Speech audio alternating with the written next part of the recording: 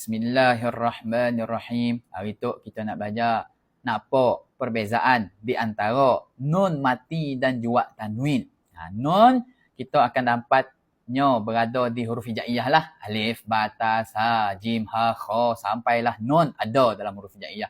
Mun tanwin nisi ada kita jumpanya dalam huruf hijaiyah. Alif, ba, ta, sa, jim, ha, kha tanwin ada, nisi ada tanwin dalam huruf hijaiyah. Jadi tanwin tu nun mati tambahan akhir isim. Kata nama lah isim tu. Tanwin tu kita hanya jumpanya di 3 tempat aja. Sini iaitu tanwin tu hanya berada pada kata nama aja. Isim. Okey, mun kita jumpa tanwin dalam Al-Quran, ya maknanya kalimah dia adalah kalimah kata nama. Senang aja walaupun kita faham bahasa Arab tapi kita tahu tanwinnya adalah berada di kata nama. Sehingga lagi tanwin tu hanya berada pada akhir kalimah aja. Nisi ada kita jumpanya di tengah kalimah. Faham? Mun nun mati, kita akan jumpa nun mati tu di kata nama ada, di kata kerja ada, harf pun ada.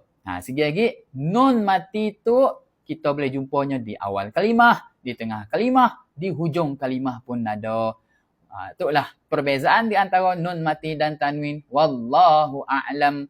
Jadi, share lah video tu. Jangan pandai seorang, jangan faham seorang. Biar kita sama-sama pandai. Boleh? Assalamualaikum warahmatullahi wabarakatuh.